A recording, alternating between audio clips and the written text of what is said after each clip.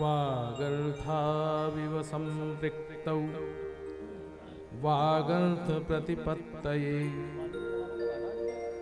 जगतः पितरौ वन्दे पार्वती परमेश्वरौ।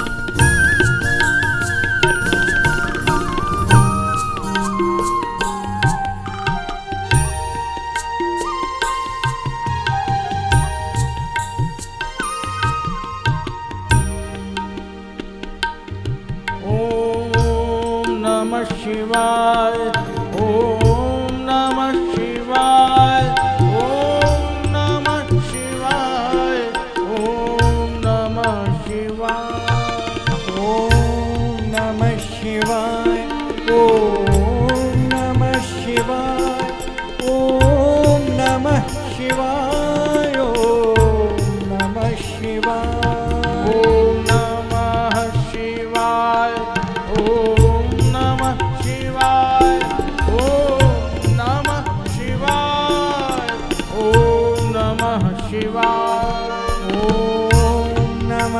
शिवाय ओम नमः शिवाय ओम नमः शिवाय ओम नमः शिवाय ओम नमः शिवाय ओम नमः शिवाय ओम नमः शिवाय ओम नमः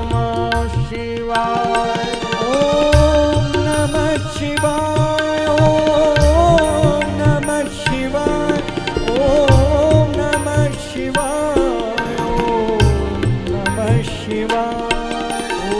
नमः शिवाय ओम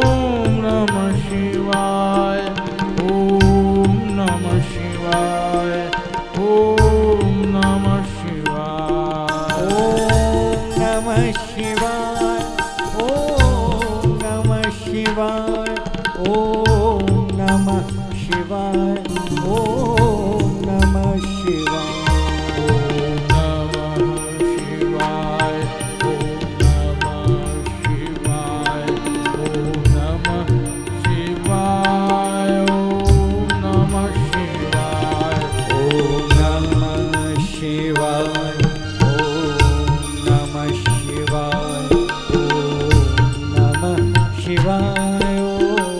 नमः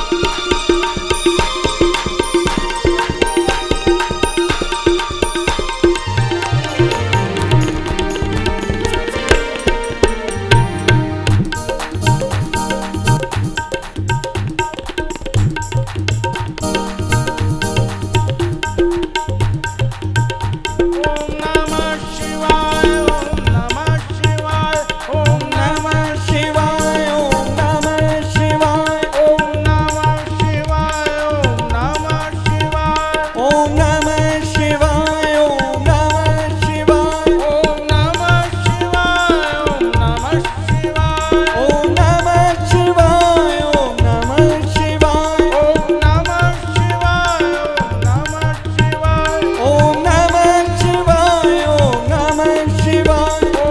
ओम नमः शिवाय ओम नमः शिवाय शिवाय ओम नमः शिवाय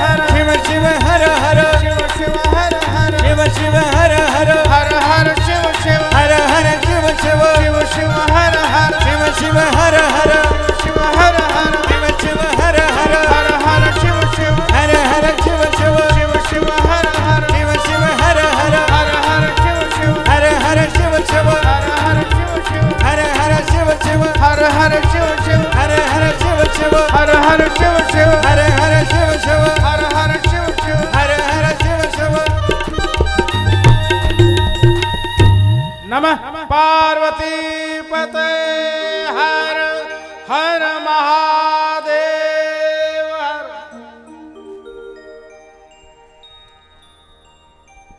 ओम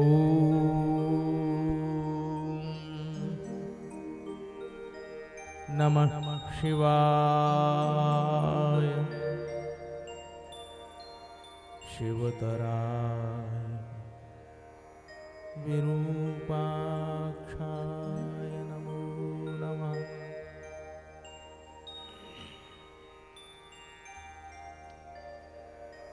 बोलिए तुलसी महारानी की। नमः पार्वती पते हर हर महादेव हर।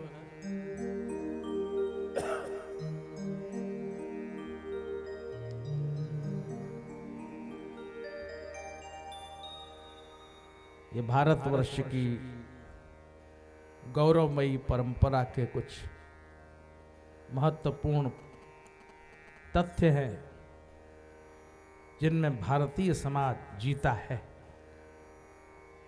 और जीवन के परम सुख की उपलब्धि करता है। जहां तुलसी महारानी साकार होकर धरा पर प्रकट होती हैं तो भक्तजन तुलसी महारानी को बार बार नमन करते हुए कहते हैं, तुलसी महारानी नमो नमः, हरि की पटरानी नमो नमः। आस्थाओं के संदर्भ कितने रूप में प्रकट हैं, इसकी कोई सीमा नहीं। इनकी कोई तार्किक व्याख्या भी नहीं है। ये तो भाव की तरल धारा तरंगायित होकर निरंतर भारतीय जनमानस के अंतस में एक उद्वेग, एक आनंद, एक परम सुख, एक आह्लाद की उत्पत्ति कर रही है। और इसलिए उसी आनंद में डूबे हुए जनसमाज को हमारे ऋषियों ने ये उपहार दिया है। यह तुलसी महारानी, ये पीपल देवता, ये बरगद बाबा, ये सब क्या है? हमारे समाज में ईश्वर को सर्वत्र देखने की जो दृष्टि है वो यही है। भगवान सब जगह मौजूद है। इसको हम किस दृष्टि से देखें, ये हमारे ऊपर है। और इसलिए हम सूर्य को भी प्रणाम करते हैं, हम चंद्र को भी प्रणाम करते हैं। करवा चौथ पर किसकी पूजा होती और किसको देखकर पूजा होती और किसके लिए होती है? किसकी भूमिका है? इसलिए सर्वत्र व्याप्त ईश्वर श्रीमद् भागवत के 11वें स्कंद में आया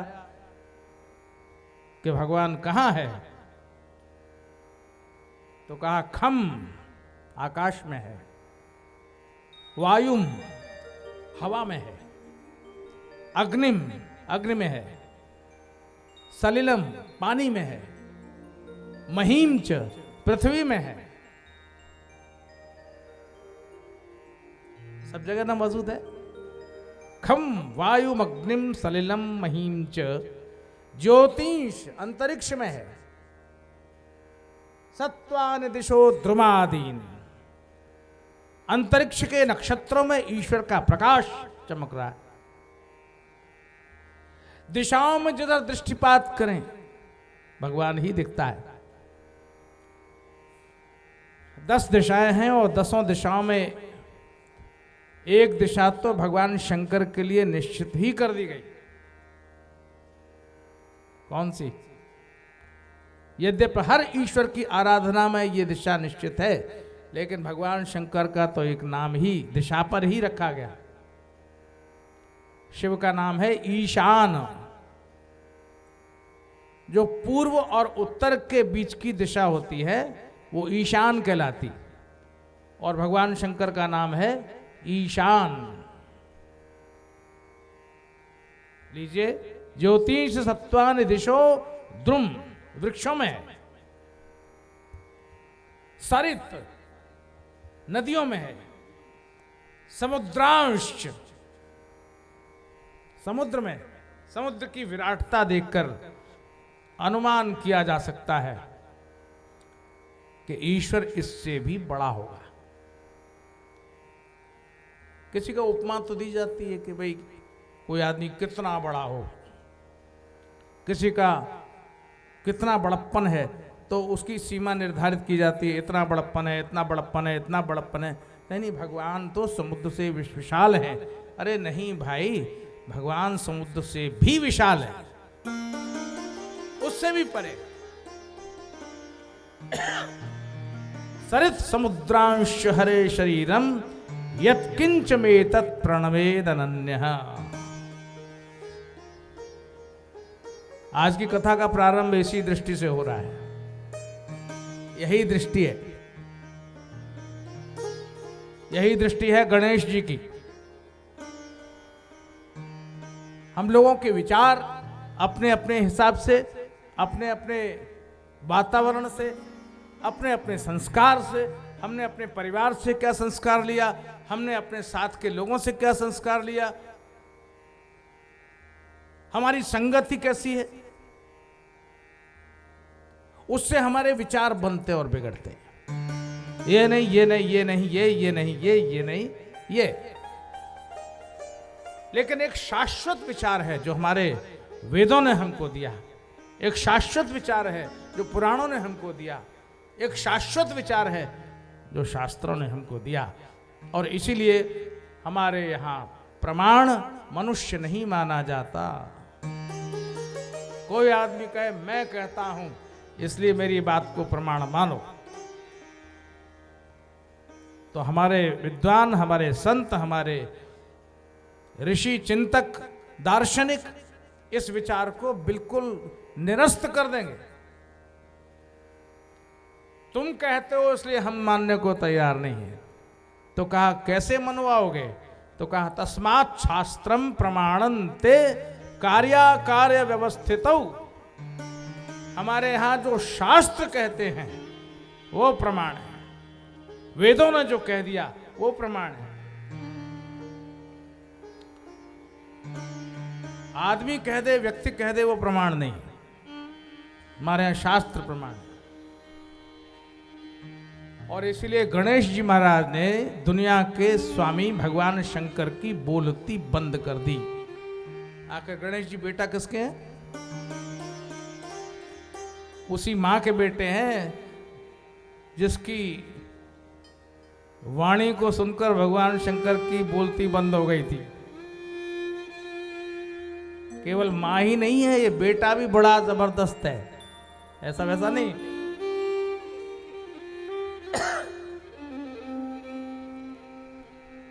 दृष्टि की व्यापकता, हम वाणी से ईश्वर को कहने वो सर्वत्र है, लेकिन व्यवहार से ईश्वर को सर्वत्र न माने तो वाणी और व्यवहार में भेद हो जाता है। हम जो कहते हैं वो करना चाहिए, जो हम करते हैं वही कहना चाहिए, और कहने और करने में दोनों में समानता होनी चाहिए,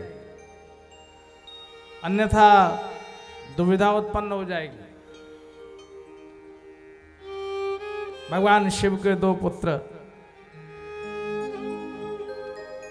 एक षडमुख वाले, 6 मुख वाले भगवान कार्तिकेय, और दूसरे श्री गणेश जी महाराज, गणपति बप्पा मोरया। अगले बरस तुम फिर आना। ये अगले बरस को क्यों कर दिया? 1 साल को आगे पीछे क्यों कर दिया? अरे रोज आना, गणपति बप्पा तुम रोज आना, सुबह आना, शाम आना, हर कर्म में आना, हर शुरुआत में आना और हर समाप्ति में आना। हम तुम्हारा ध्यान करें, तुम जरूर आना, क्योंकि गणेश ही शास्त्रों के अनुसार प्रथम वंदनीय देवता हैं। गणपति का स्मरण करके हम अपने जीवन का कार्य व्यवहार प्रारंभ करते हैं। तो गणाध्यक्ष भगवान शंकर ने बना दिया। पार्वती जी बहुत नाराज हो गई थी ना, अब उनको कैसे मनाएं? तो पहले तो हाथी का सिर लगाकर जीवन दान दे दिया, तो गणपति अपने स्वरूप में स्थापित हो गए। और फिर भी संतुष्ट नहीं हुई तो भगवान ने गणों का अध्यक्ष बना दिया। क्यों?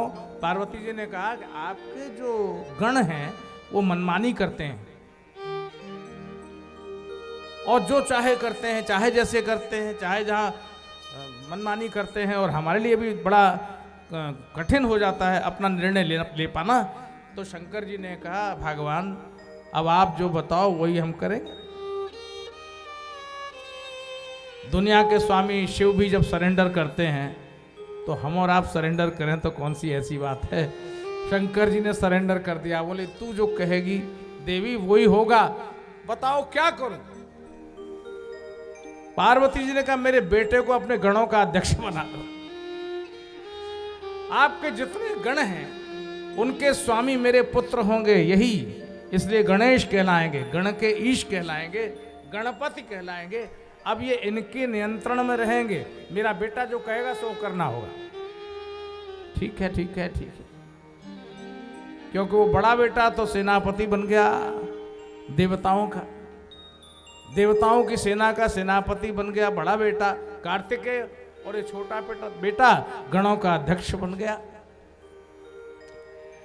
आनंद भरी पूरी गृहस्थी है, लेकिन ये जो गणेश है बड़ा खाने पीने वाला है। भगवान शंकर के यहां बड़ी गड़बड़ रहती है। अगर आप तुलना करें साधारण व्यक्ति से भगवान शंकर की, तो वो तो भगवान थे भाई, सब झेल गए, लेकिन साधारण व्यक्ति तो जाने क्या उसका होता पता नहीं। क्योंकि एक बेटा ऐसा जो खाऊ बहुत है और ऐसी वैसी चीज खाता नहीं, उसे मोदक प्रिय मधुमंगल दाता, लड्डू खाने में बहुत उसकी रुचि रहती है। और उनका जो चूहा है बेचारा, वो इस ताक में रहता है कि एक आध कण गिरे तो मैं भी प्रसाद ग्रहण कर लूं। लेकिन बड़ी विषमताएं हैं भगवान शंकर के। विषमताएं क्यों? ऐसी गृहस्थी किसी की हो तो उसको बहुत झेलना पड़ता है, बहुत झेलना पड़ता है। कार्तिकेय जी के मयूर ने अपने स्वामी से कहा स्वामी आप कृपा करें, मैं आपका दास हूं, आपका वाहन हूं, आपको सब जगह ले जाता हूं। तो मुझे डर लगा रहता है। क्यों? बोले वो जो नंदीश्वर है वो अपना सींग यूं उठाए रहते हैं, वो कब मुझे सींग मार देंगे, कब मेरी मुश्किल हो जाएगी। तो भगवान शंकर के सर्प ने कहा स्वामी मेरी भी एक शिकायत है। बोले जो आपके बड़े पुत्र के जो वाहन हैं वो मुझे घूर घूर कर देखते रहते हैं। क्यों?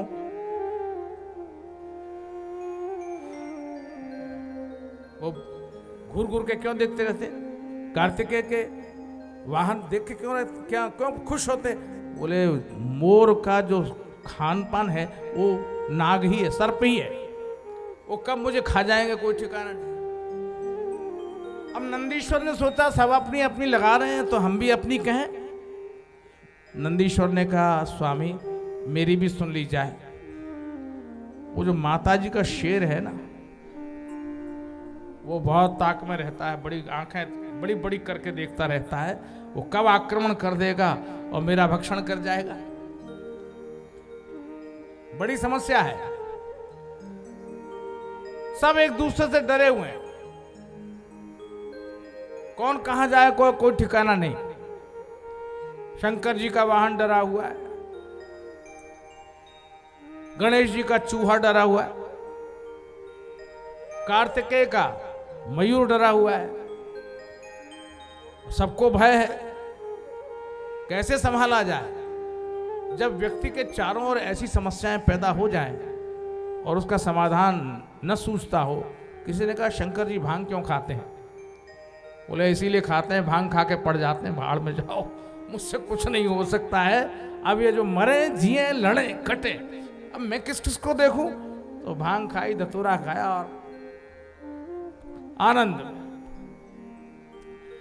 अद्भुत भगवान शंकर का ये परिवार है, और इस परिवार के बीच में फिर जिम्मेदारियां आती हैं तो सोचनी पड़ती हैं। जब संसार में स्वरूप प्रकट किया है, जब आप साकार रूप में जगत के सामने आए हैं और आप एक गृहस्थ के रूप में विराजमान हैं, तो आपको गृहस्थियों की तरह से भी थोड़ा सोचना पड़ेगा। और तब क्या हुआ? भगवती पार्वती ने कहा, देखिए अब शादी के पहले जो हुआ सो हुआ, लेकिन शादी के बाद अब ये चलेगी नहीं। क्यों, क्या बात है? वो जो आपके जितने भगत लोग हैं, वो चिमटा बजाते हुए, अलख निरंजन कहते हुए, चाहे जब यहाँ आ जाते हैं तो जरा इनको कहिए, दिन में तो कोई बात नहीं, लेकिन रात के समय चले जाते हैं। इनको देखना चाहिए। बहुत से लोग ऐसे होते हैं कि उनको इतना प्यार होता है अपने प्रियजनों से कि वो उसके सुख का ध्यान नहीं रखते। वो उस समय सो रहे होंगे या विश्राम कर रहे होंगे या वो किस हालत में होंगे, उनको उसका ध्यान नहीं आता। वो रात को 12 बजे जाके जगा देंगे, दोपहर के समय विश्राम कर रहे होंगे, दरवाजा खटखटा के जगा देंगे और लोग कहेंगे महाराज अभी मिलेंगे नहीं विश्राम। अरे महाराज तुम जानते नहीं, हमारा खास संबंध है महाराज से, जगा दो उनको। और महाराज क्या करें हम, आंखें मीटते हुए उठना पड़ता। आइए आइए आइए, स्वागत है। नहीं, आपको मैंने बहुत तकलीफ दी। अब बाहर तो महाराज कुछ नहीं करे, लेकिन मन में कह रहे हैं कि हाँ तकलीफ तो दी, पर हम कहें क्या? तकलीफ तो दी तुमने, आराम भी नहीं करने दिया। तो शंकर जी को तो कोई दिक्कत थी नहीं, भाई सब प्रेमी लोग हैं जो भी आवे, लेकिन पार्वती जी को बड़ी समस्या थी। ये दिन तो दिन और रात तो रात, और चाहे जो अलग निरंजन कहते हुए चले आते थे, तो पार्वती जी थोड़ी रूठ गई और उन्होंने कहा देखिए प्रभु अब हमसे निभता नहीं है, ये इस तरह से दिन का चैन रात की नींद दोनों ही हराम हो गई। तो क्या करूं भगवान शंकर ने पूछा। तो पार्वती जी ने कहा इनका आना बंद कर दीजिए, प्रवेश निषेध है। अब भगवान ने कहा ये मैं नहीं कर सकता। अब हमेशा से आते रहे हैं बेचारे, इतने ऐसे साधक हैं हमेशा से आते रहे, इनको कैसे ना करूं? कुछ करना पड़ेगा। अब पार्वती जी की मुसीबत ये है कि वो पत्नी होते हुए भी पत्नी की जो धमकी है वो शंकर जी को नहीं दे सकती। आप लोग जानते ही होंगे पत्नी की धमकी क्या होती है, जानते हैं ना? मैं मायके चली जाऊंगी, तुम देखते रहियो, संभालो अपना, तो ये रखे तेरे बच्चे कच्चे रखो, मुझसे नहीं संभलता है, ये चली। तो पति घबरा जाता, अरे नहीं नहीं नहीं, घर मायके मत जाओ भाई, घर गृहस्थी है, संभालना पड़ेगा। लेकिन पार्वती जी की मुसीबत ये है कि ये तो महाराज घर जमाई बन के पड़े हुए हैं वहीं हिमालय में, पार्वती जी के पीहर में ही है। तो जाए कहाँ, इनको तो यहीं रहना है।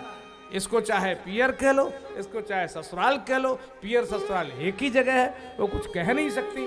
शंकर जी ने कहा भाई नाराज मत हो, अब तुम कहती हो तो मैं एक काम करता हूं। उन्होंने अपना त्रिशूल उठाया और पार्वती जी से कहा देखो तुम्हें इसी बात से तो परहेज है कि यहां पुरुष आते हैं, इसी से परहेज है, और क्या? तो अगर यहां स्त्रियां आ जाएं तो बोलो उनकी कोई बात नहीं, वो चाहे जब, इतनी पक्षपात करती हैं स्त्रियों का। अगर स्त्रियां आ जाएं तो उन्हें कोई दिक्कत नहीं है, और पति देवता के मित्र आ जाएं, को मिलने वाले आ जाएं तो नाक मुंह से कोड़ती हैं, अब इनका स्वागत करो, अब इनके लिए ये करो, अब इनके लिए वो करो। पार्वती जी ने कहा कोई स्त्रियां आ जाएं तो मुझे कोई परहेज नहीं है, और पुरुष वक्त नहीं आने चाहिए। शंकर जी ने कहा दिन में तो आ सकते हैं, बोले हाँ दिन में आ सकते हैं, पर रात में बिल्कुल नहीं आने चाहिए। भाई हम लोग गृहस्थी वाले हैं, विश्राम करते हैं, रात्रि को 50 बातें जो दिन में आपके सामने मैं नहीं कर सकती, रात में थोड़ा एकांत मिलता है, तो आपसे कह सकती हूँ कि गणेश की पढ़ाई कैसी चल रही है और कार्तिकेय क्या कर रहा है। अपनी अपनी मनमानी में बच्चे रहते हैं, तब तो हम कुछ कह सकते हैं। शंकर जी ने कहा अच्छा भगवान, मैं यहाँ निषेध कर देता हूं। एक त्रिशूल उठाकर शंकर जी ने उस हिमालय क्षेत्र में गोल रेखा वृत्त खींच दिया। वृत्त, एक गोला खींच दिया।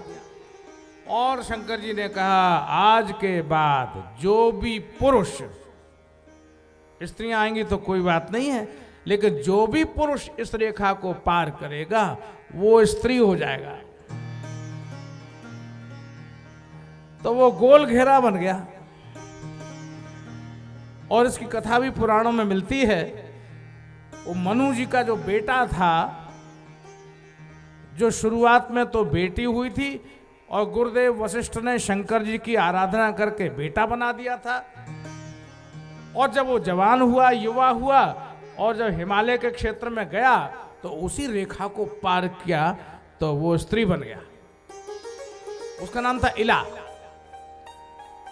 तो शंकर जी ने कहा, पहली बार एक पुरुष यहां स्त्री बना है, ये पहली बार है, तो इसी के नाम पर इस वृत्त का नाम रख दो। तो उस वृत्त का, उस गोले का नाम पड़ गया इलावृत खंड। शंकर जी ने ऐसी रेखा खींची और तब से पार्वती जी को थोड़ा चैन आ गया। और पार्वती जी ने कहा, अब मुझे कोई ऐतराज नहीं है, अगर पुरुष भी आएंगे तो स्त्री हो जाएंगी, और स्त्री हो जाएंगी तो कोई बात नहीं है, मैं उनसे कहूंगी कीर्तन करो बैठ के। स्त्रियों को कीर्तन करने में क्या है, वो तो भगवान का नाम लेने में खूब कीर्तन भजन बड़ी उत्साही होती हैं। पुरुष लोगों का मन ये होता है ज्यादातर भजन कीर्तन में, उनको तो पैसा टका कमाने में ज्यादा होता है। लेकिन स्त्रियां भजन करके अपने पुण्य को पति को भी देती,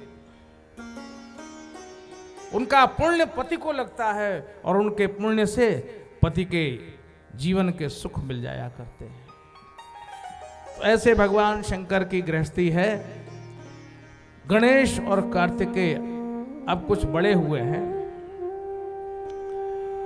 और पार्वती जी ने भगवान शिव से कहा, भगवान हमारे ये बालक बड़े हुए हैं, अब जब बड़े हुए हैं तो अब स्वाभाविक ही है कि इनका विवाह कर दिया जाए।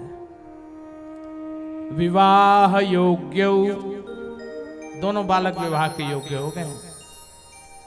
विवाह योग्य संजातौ सुतामिति चतावुभौ विवाहश्च कथम कार्य पुत्रयोरुभयो शुभम। दोनों बालकों का शुभ विवाह हो जाए, एक बहू घर पर आ जाए तो जरा अच्छा होगा। इस बात की चिंता पार्वती जी को हुई और शंकर जी को भी हुई, भाई विवाह तो करना ही चाहिए। अब ये बालक लोग, बच्चे लोग पहले तो नाना करते रहते हैं, हम ब्याह नहीं करेंगे, हम ब्याह नहीं करेंगे, हम ब्याह नहीं करेंगे। लेकिन जब दो भाई हैं और दोनों के ब्याह की बात हो रही है और दोनों विवाह के योग्य हैं, और ये बात गणेश जी और कार्तिकेय दोनों के कान में पड़ गई,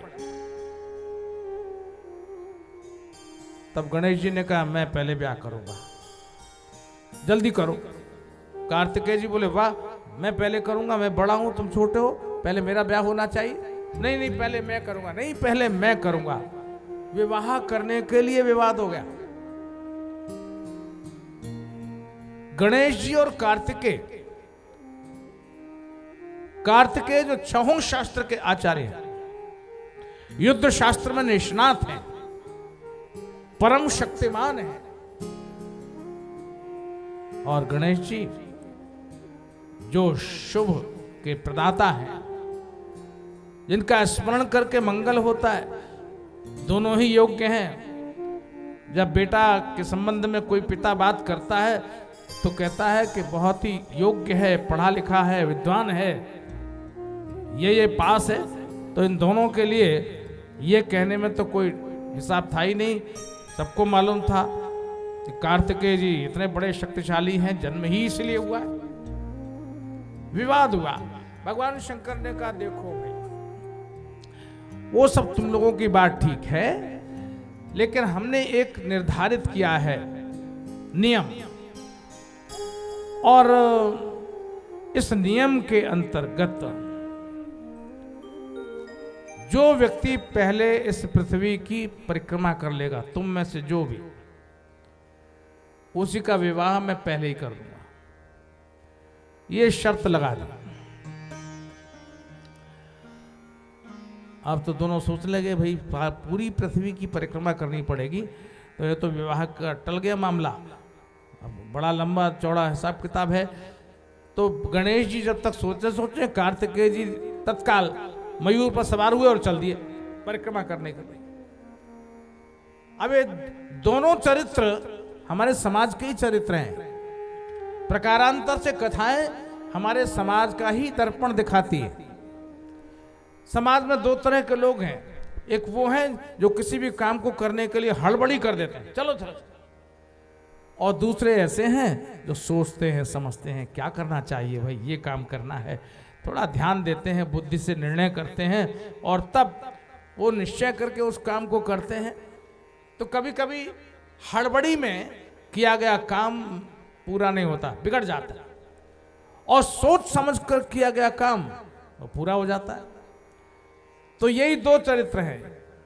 कार्तिकेय जी सर्वसमर्थ हैं, शक्तिमान हैं, लेकिन वो हड़बड़ी में पड़ गए, मोर पर बैठे और चल दिए परिक्रमा देने।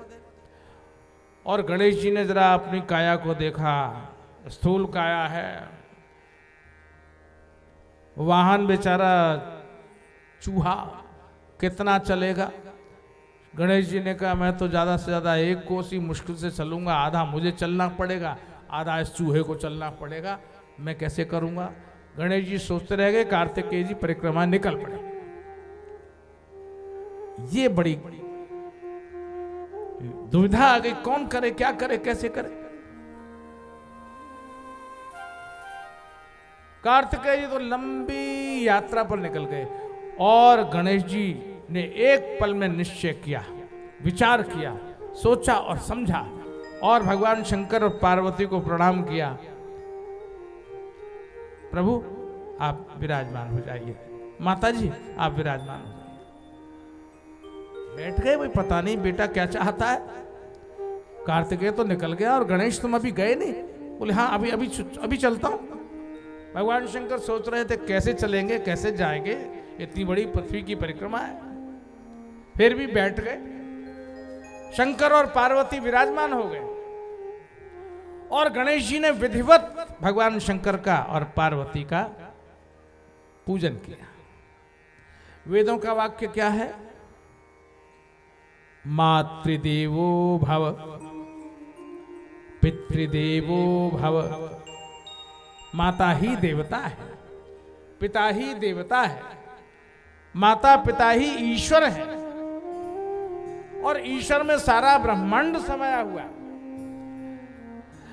गणेश जी ने बहुत अच्छी तरह से शंकर पार्वती का पूजन किया, अर्चन किया, भोग लगाया, आरती की, भोग लगाया, वंदना की और एक नहीं, दो नहीं, 7 परिक्रमा अपने माता पिता की दी और चरणों में बैठ गए। शंकर जी ने कहा ये क्या हो रहा है, अभी तक तुम निकले नहीं हो परिक्रमा में। गणेश जी ने कहा पिताजी परिक्रमा तो मैंने कर ली। क्या पृथ्वी की परिक्रमा कर ली? गणेश जी ने कहा 1 नहीं, 2 नहीं, पृथ्वी की 7 परिक्रमा कर ली मैंने। शंकर जी थोड़ा मुस्कुरा दिए। गणेश थोड़ा सा वाचाल है, ऐसे कहीं होता है। गणेश जी ने कहा पिताजी ये बताइए कि वेद सत्य है कि नहीं है? शंकर जी ने कहा वेद तो बिल्कुल सत्य है, बिल्कुल सत्य है वेद तो। अच्छा तो अगर वेद सत्य हैं तो वेदों में आया है कि माता पिता ही देवता हैं, ईश्वर है, ईश्वर। हाँ अच्छा तो ईश्वर में ही सारा ब्रह्मांड है और उस ब्रह्मांड में ये पृथ्वी भी है कि नहीं है? भगवान ने कहा हाँ ये बात तो ठीक है। तो पिताजी जब सारा ब्रह्मांड भगवान में है और माता पिता ही भगवान है, तो जब मैंने आपकी परिक्रमा कर ली तो पर पृथ्वी की परिक्रमा नहीं पूरे ब्रह्मांड की परिक्रमा हो गई। तो फिर आप कैसे वेदों को झूठा कहेंगे? या तो कह दीजिए वेद झूठे, और या ये मेरी प्रार्थना मान लीजिए, शंकर जी तो गड़बड़ झाले में पड़ गए, ये बेटा तो बड़ा चतुर और बहुत तेज है। यहां एक बात कही है गणेश जी ने, जो आपको मैं बहुत ध्यान से सुनाना चाहता हूं। शिवपुराण का ये श्लोक बहुत महत्वपूर्ण है। गणेश जी कहते हैं, पिताजी, अपहाय गृहे यो वै, अपहाय गृहे यो वै पितरौ तीर्थमाव्रजेत् तस्य पापं तथा प्रोक्तं हनने च तयो यथा। आपने हमसे कहा कि मैं आपको छोड़कर तीर्थ यात्रा करने चला जाऊं, तो यह तो वैसा ही हुआ जैसे समाज में बहुत से बच्चे अपने माँ बाप को तो घर में छोड़ जाते हैं, अम्मा तुम घर का ध्यान रखना, और पिताजी देखिए चिट्ठी डाक वाक जो कुछ है वो देखिएगा, मिलने जुलने वाले होंगे उनका स्वागत कर लीजिएगा। अरे भाई तुम कहाँ जा रहे हो? तो पिताजी हम दोनों के मन में आया है कि हम लोग जरा तीर्थ यात्रा करावें। तो बताइए वो तीर्थ यात्रा उनके लिए फलीभूत होगी क्या? गणेश जी महाराज कहते हैं कि जो माँ बाप को घर में छोड़कर और पुण्य करने के लिए खुद ही तीर्थ यात्रा में चले जाते हैं, तो उनको पुण्य मिलने वाला नहीं है, उनको पाप मिलेगा। इस भारतीय आध्यात्मिक इतिहास में एक ऐसा चरित्र है जिसने माँ बाप को बहंगी में बिठाकर पूरे देश की तीर्थ यात्रा की। ध्यान है ना? श्रवण कुमार माता पिता को बिठाया बहंगी में और कंधे पर लेकर पैदल चलता हुआ चला जा रहा था। तीर्थ में स्नान कराता, डुबकी लगाता और धन्य होता। इसलिए लिखने वालों ने भी कहा, जिन मात पिता की सेवा की, जिन मात पिता की सेवा की, जिन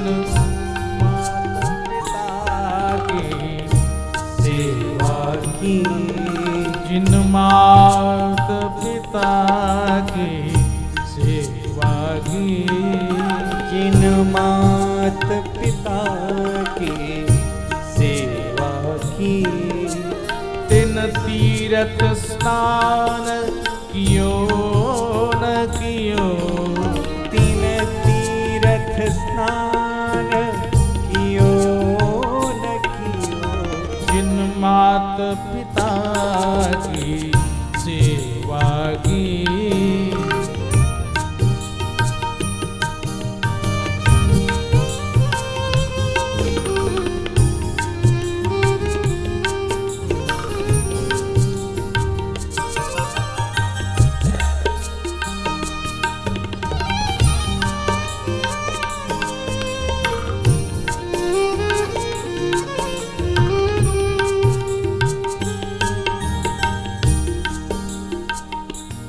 जिनके मन में श्री राम बसे, जिनके मन में श्री राम बसे, जिनके मन में श्री राम बसे, जिनके मन में श्री राम बसे, तिन और को नाम लियो न लियो, तिन और को नाम लियो न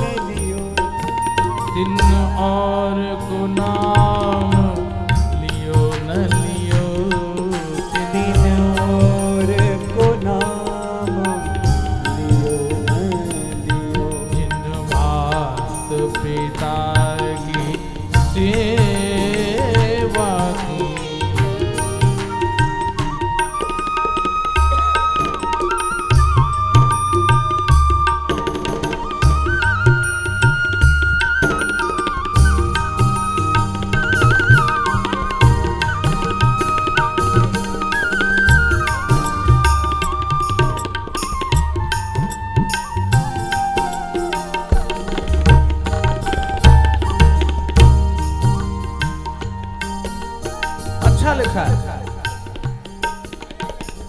जिन कन्या धन को दान कियो, जिन कन्या धन को दान कियो, दान कियो, दान कियो,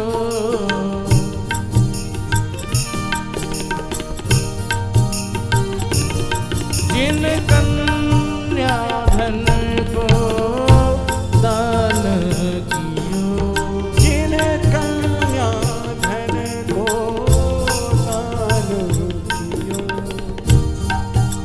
दिन और को दान कियो न कियो, दिन और को दान कियो न कियो, दिन और को दान कियो न कियो, दिन और को दान कियो न कियो, जिन मात पिता की सेवा की, मात पिता की सेवा की, जिन तीर्थ स्नान कियो न कियो, दिन तीर्थ स्नान कियो न कियो, जिन मात पिता की सेवा की।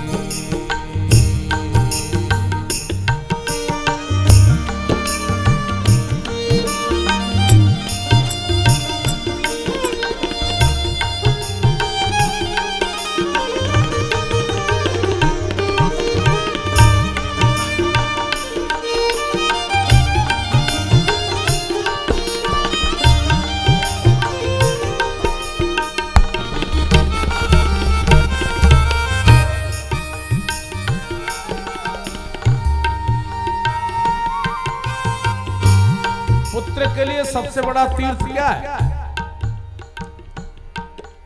तो पुत्र से महत्तीर्थम, पुत्र के लिए सबसे बड़ा तीर्थ। तीर्थों में भी तीर्थ क्या है? पुत्र से महत्तीर्थम पित्रोश चरण पंकजम, पुत्र के लिए सबसे बड़ा तीर्थ है उसके पिता के चरण। पिता के चरण कमल ही सबसे बड़े तीर्थ। ये कॉन्सेप्ट विदेशों में नहीं भैया, ये भारतवर्ष में है। विदेश की धरती पर हम रहते हैं, जब जाते हैं तो देखते हैं कि वहां तो हाय हेलो के सिवाय कुछ है ही नहीं। बाप को भी बेटा हेलो कहता है, हाय कहता है। ये भारतवर्ष की परंपरा है। बेटा चरण में झुकता है, प्रणाम करता है, माँ को प्रणाम करता है, पिता को प्रणाम करता है, बड़ों को प्रणाम करता है, गुरुओं को प्रणाम करता है। ये वो देश है जिसके महाचरित्र नायक श्री राम सुबह उठ के सबसे पहला काम यही करते हैं। क्या करते हैं? प्रातः काल उठी के, प्रातः काल उठी के रघुनाथ, प्रातः काल उठ के रघुनाथ, प्रातः काल उठ के रघुनाथ, प्रातः काल उठ के रघुनाथ, मात पिता, मात पिता गुरु, मात पिता गुरु, मात पिता गुरु ना वही माता, मात पिता गुरु ना वही माता, मात पिता गुरु ना वही माता, मात पिता गुरु ना वही माता।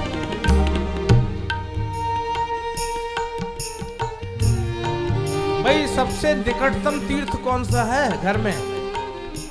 लोग कहते हैं ना मंदिर के पास घर है।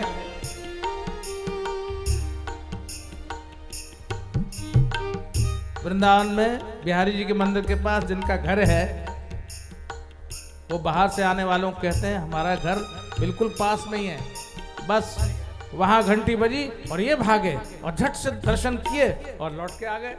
देरी नहीं लगती है। अब इतनी दूर कहाँ जाए, और जिनके लिए दूर है वो तो बेचारे बड़े परिश्रम से, बड़ी मेहनत करके, बड़ा खर्चा करके तब आते हैं, वो सारा वृंदावन ब्लॉक कर देते हैं, रास्ते बंद। तो जो भगवान के मंदिर के पास में रहते हैं वो बड़े भाग्यशाली हैं। लेकिन भगवान का मंदिर जिनके पास रहता है, देखो अंतर है दोनों में। कोई भगवान के मंदिर के पास रहे या भगवान का मंदिर जिसके पास रहे, अंतर है कि नहीं है? हाँ।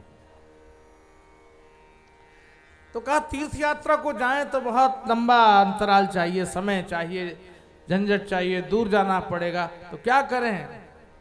तो यहां पर गणेश जी महाराज क्या कह रहे हैं? प्रथम वंदनीय श्री गणेश जी कहते हैं पुत्रस्य महत् तीर्थम। पुत्र के लिए सबसे बड़ा तीर्थ कौन सा है? तो कहा पुत्रस्य महत् तीर्थम पित्रोश् चरण पंकजम। पिता के चरण कमल ही पुत्र के लिए सबसे बड़ा तीर्थ है।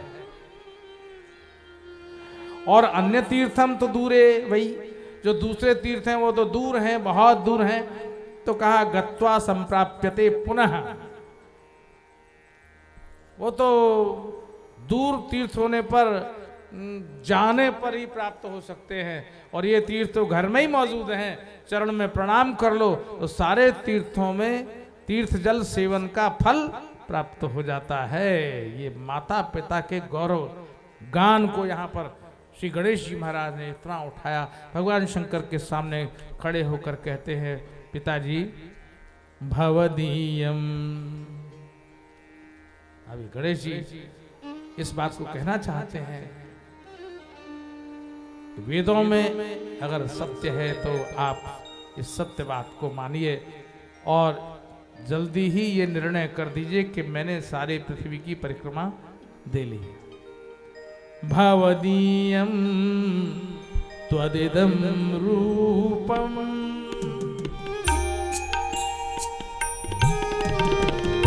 भवदीयं त्वदिदं रूपम असत्यं च भवेदिह।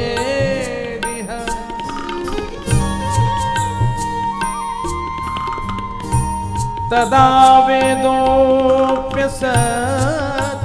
वै तदा वेदोऽप्यसत्यो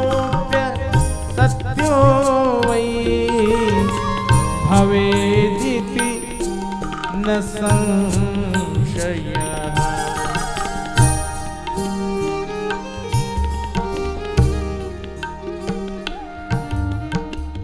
यदि वेद सत्य हैं, आप हमेशा कहते आते हैं, तो फिर मेरी यह बात आप स्वीकार कर लीजिए।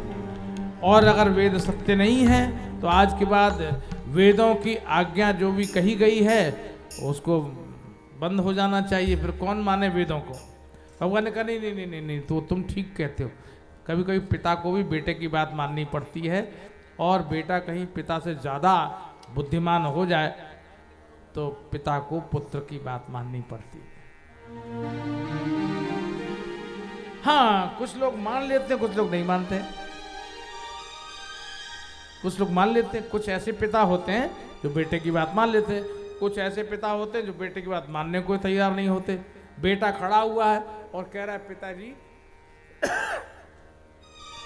श्रवणम कीर्तनम विष्णु स्मरणम पाद सेवनम अर्चनम वंदनम दास्यम सख्यमात्मनिवेदनम।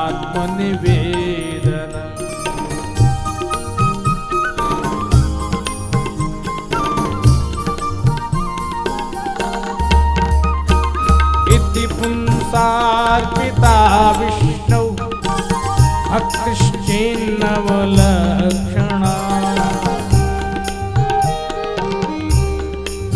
पिताजी, भगवान की कथा का श्रवण भगवान के नाम का कीर्तन, भगवान का स्मरण, भगवान के चरणों की सेवा, भगवान की अर्चना, भगवान का वंदन, भगवान के प्रति दास्य भाव,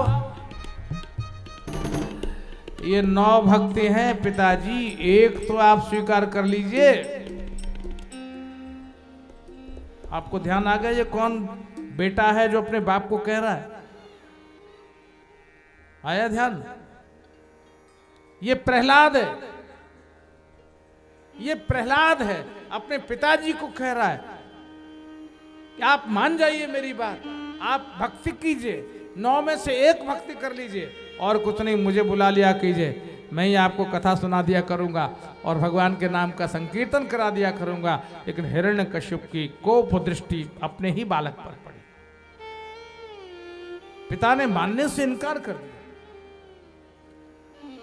और दूसरी ओर एक और चरित्र है, पिता दुखी है, परेशान है, किम करो मैं कोगच्छा में, मैं क्या करूं, कहां जाऊं, परेशान हाल। और बेटे ने पिता को रोक लिया, पिताजी आप क्यों दुखी हैं? क्यों दुखी हैं? आप ये ममता छोड़ दीजिए,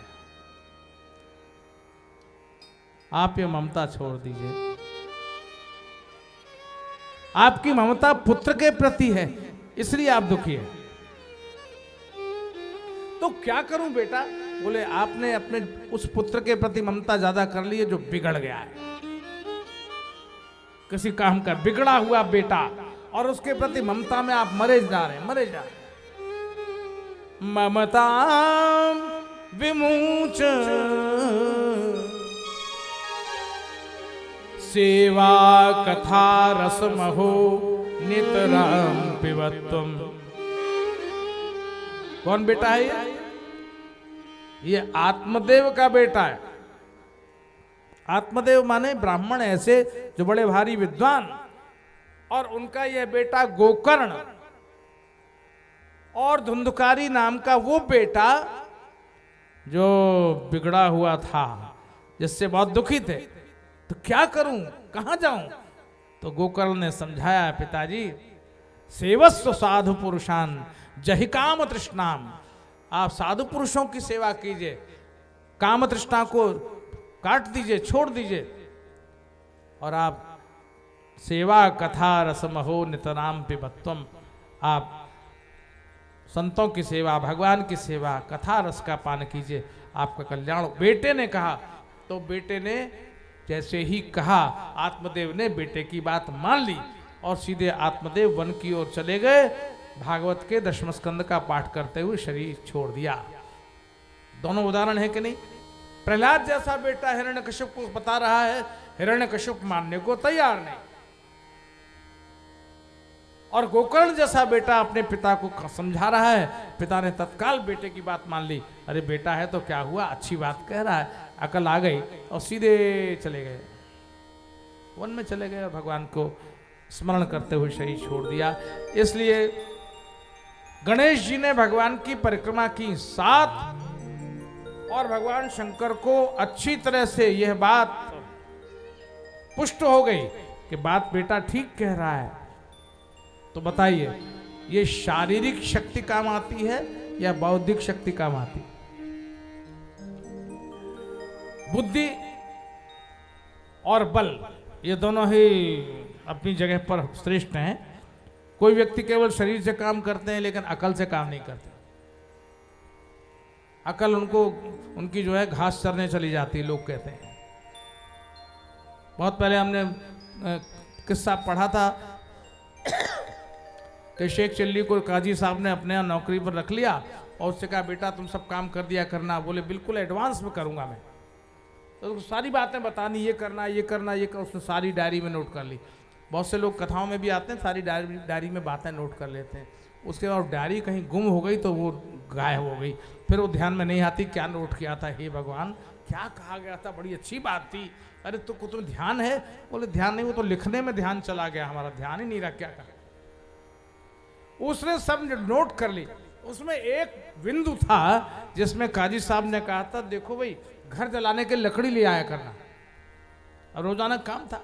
घर जलाने की लकड़ी, अब इसको अर्थ सीधा पड़ता है, अभी घर में चूल्हा जलेगा ही जलेगा, तो घर जलाने की लकड़ी। अब उस शेख चिल्ली ने सोचा कि भाई घर जलाना ही है, तो आगे बढ़ के काम करो। वो लकड़ी ले आया, उसने घर के चारों तरफ लकड़ियां लगाई और वो आग लगाई तो घर में आग लग गई, फूंक दिया। और सेवक ने जाके काजी साहब से कहा, हुजूरे वाला, वो शेख चिल्ली ने आपका घर जला दिया। दौड़ दौड़े गए, बोला अरे मूर्ख आदमी तुमने ये क्या कर दिया। बोले हुजूर आपने तो कहा था घर जलाने को लकड़ी चाहिए, तो मैं लकड़ी ले आया, फिर मैंने कहा आप क्यों तकलीफ करें, मैंने ही जो है लकड़ी लगा दी और वो फूंक फांक के छुट्टी कर दी, अब आपका काम भी हो गया। काजी साहब ने सिर पीट लिया, बोले जो लोग केवल शरीर से काम करते हैं और अकल से काम नहीं करते हैं वो किसी योग्य नहीं होते।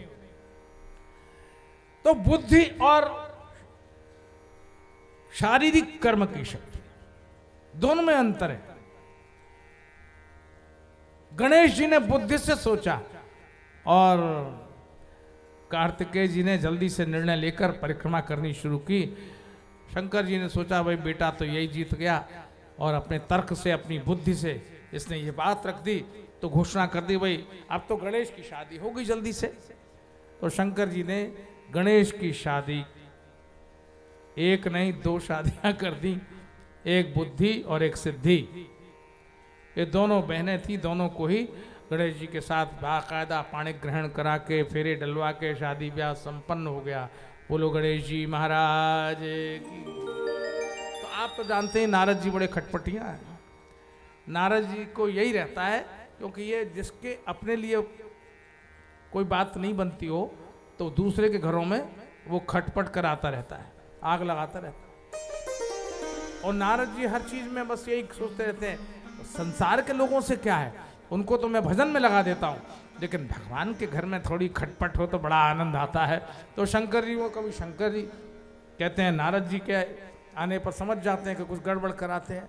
और उधर जो है अगर कहीं पहुँच जाए ब्रह्मा जी के यहाँ, तो वहाँ भी गड़बड़ कराने में चूकते नहीं है। कहीं विष्णु जी के यहाँ पहुँच जाए तो वहाँ भी बड़ी गड़बड़ हो जाती है। तो ऐसी झगड़ेबाजी कराते रहते हैं, नारद जी का काम ये। नारद जी ने कहा जरा देखें, आनंद लेते हैं, अब तो गणेश की शादी हो गई और कार्तिकेय तो परिक्रमा दे रहे होंगे। इतने में कार्तिकेय परिक्रमा दे के लौट रहे थे, नारद जी वहीं बीच में मिल गए। अरे रे रे राजकुमार, कुमार स्वामी तुम कहाँ से आ रहे हो? अरे परिक्रमा दे के आ रहा हूँ। अरे परिक्रमा दे के क्यों? बोले जो पहले परिक्रमा कर लेगा उसी का विवाह पहले होगा। नारद जी ने कहा तो अब भजन करो, अब तुम्हारा ब्याह नहीं होने वाला। बोले क्यों, क्या हुआ? बोले गणेश का ब्याह हो गया, 1 नहीं 2 हो गए। अब तो कार्तिकेय को बहुत रोष आया, मेरे साथ इतना अन्याय किया, मेरा एक विवाह भी नहीं होने दिया और गणेश के 2 ब्याह कर दिए। कार्तिकेय उल्टे पांव वहीं से लौट गए। नहीं बोलूंगा मैं, न पिताजी से बोलूंगा न मां से बोलूंगा, मैं नहीं बोलूंगा, मैं मिलूंगा नहीं, और रूठ कर चले गए। नारद जी ने कहा चलो ये तो गए। अब नारद जी शंकर जी के पास पहुंच गए। हे देवादिदेव, हे प्रभु, हे महादेव, अरे आपको समाचार नहीं है? शंकर जी ने कहा क्यों, अब क्या हुआ? कुछ फिर खटपट करने आ गए क्या तुम? बोले नहीं नहीं मैं कुछ नहीं करने आया, वो आपके पुत्र कार्तिकेय वो आ रहे थे घर में, आते आते न जाने क्या हुआ, वो बीच में से ही लौट गए। शंकर जी ने कहा बीच में से कैसे लौट गए? तो उनको ये मालूम पड़ गया है कि गणेश का ब्याह हो गया है, तो रूठ के चले गए। अब तो शंकर जी बहुत मन में बहुत दुखी हुए। जिस कार्तिकेय के जन्म के लिए इतना परिश्रम किया देवताओं ने,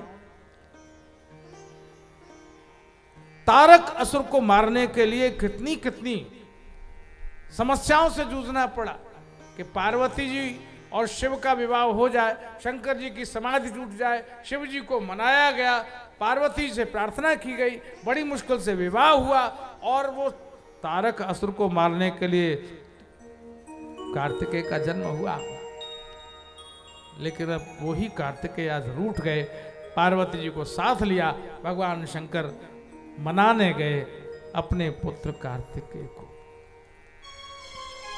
लेकिन बहुत मुश्किल था मन्ना, बहुत मुश्किल था,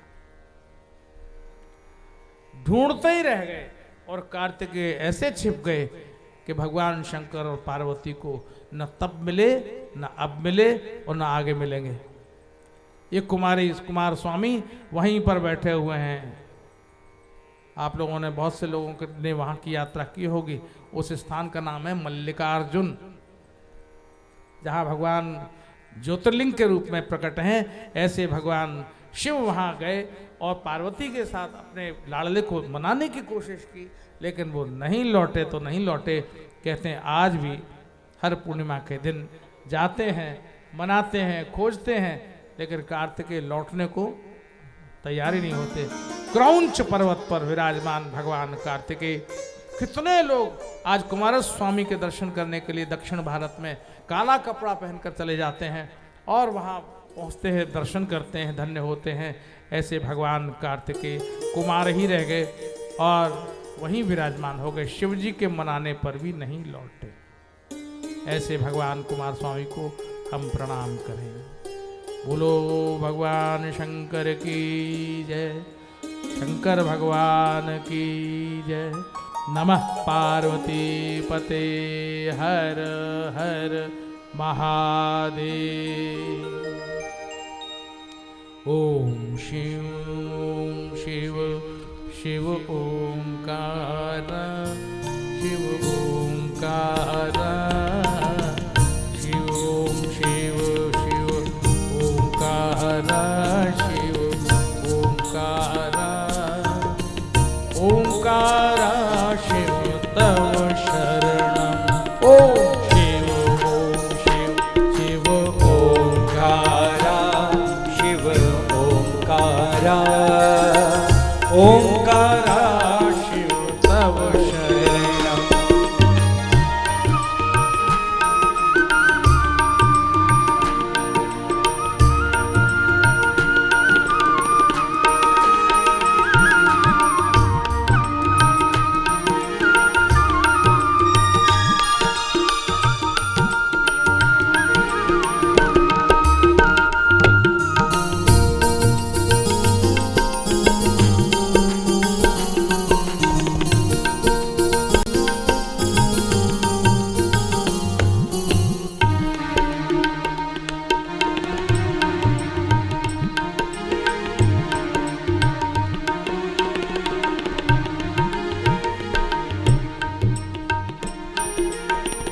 नमामि शंकर भवानी शंकर, नमामि शंकर भवानी शंकर, नमामि शंकर भवानी शंकर, नमामि शंकर भवानी शंकर, उमा महेश्वर तव शरणम। उमा महेश्वर तव शरणम, उमा महेश्वर तव शरणम, उमा महेश्वर तव शरणम। ओम शिव शिव शिव ओंकार, शिव ओम शिव शिव ओंकार, शिव ओंकार शिव तव शरणम। शिव ओंकार शिव तव शरणम।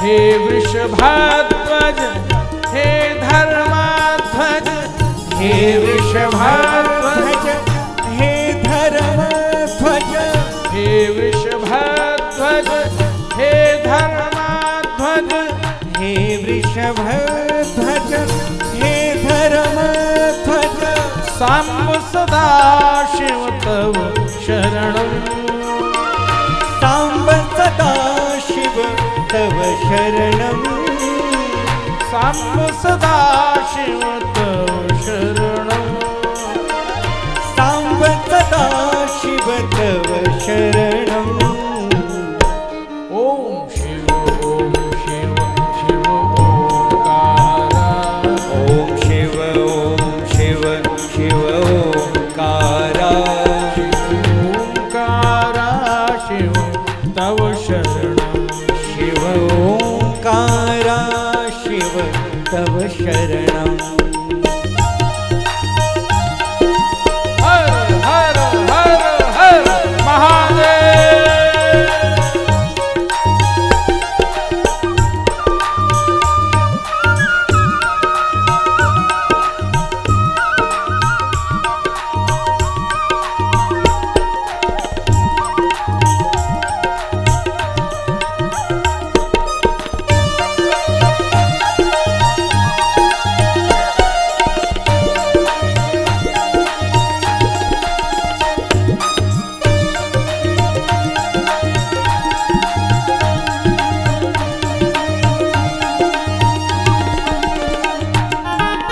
हे जगदीश पिनाक महेश्वर हे जगदीश पिनाक महेश्वर हे जगदीश पिनाक महेश्वर हे जगदीश पिनाकी महेश्वर त्रिनयन शंकर तव शरणं त्रिनयन शंकर तव शरणं हे त्रिनयन शंकर तव शरणं ओ त्रिनयन शंकर तव शरणं ओम शिव शिव ओंकारा शिव शिव ओंकारा शिव ओंकारा शिव तव शरणं शिव ओंकारा शिव तव शरणं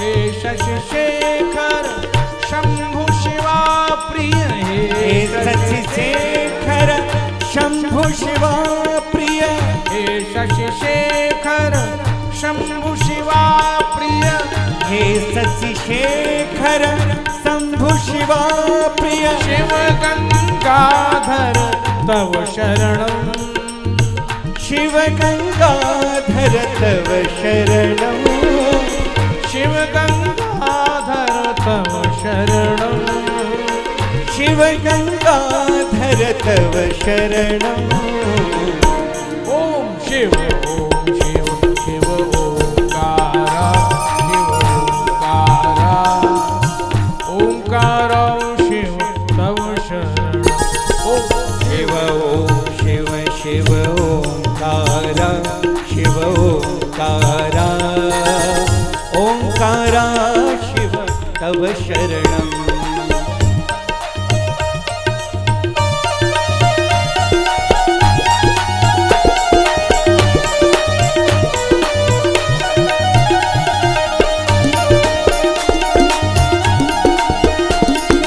जय हो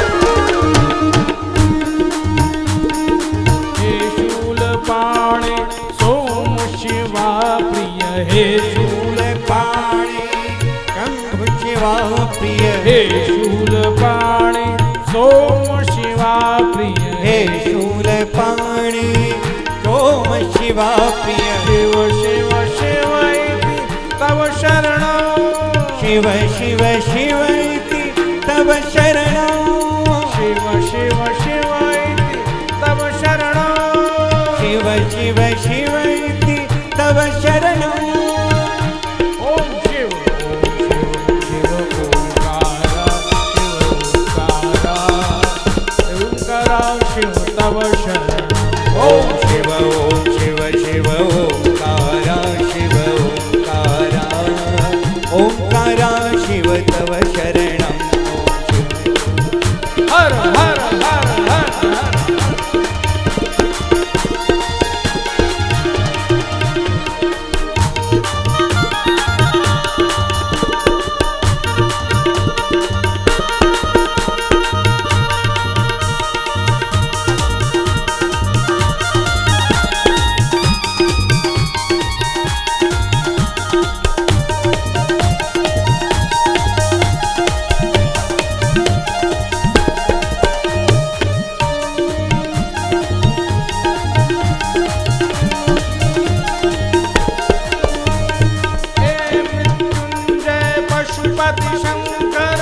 हे मृत्युंजय पशुपति शंकर मृत्युंजय पशुपति शंकर हे मृत्युंजय पशुपति शंकर भुजंग भूषण तव शरणं भुजंग भूषण तव शरणं भुजंग भूषण तव शरणं भुजंग भूषण तव शरणं ओम शिव शिव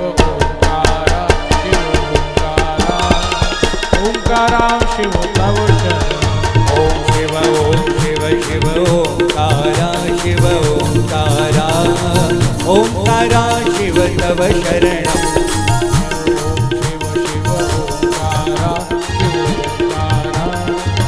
ओंकारा शिव तव शरणं ओम शिव ओंकारा शिव ओंकारा ओंकारा शिव तव शरणं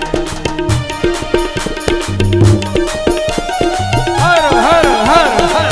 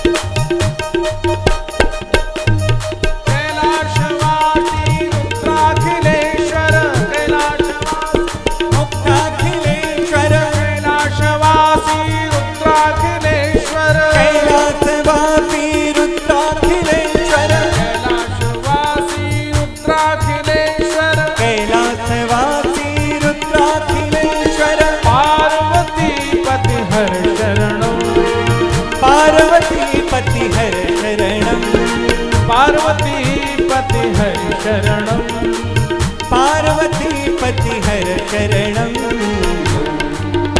ओम शिव शिव ओंकारा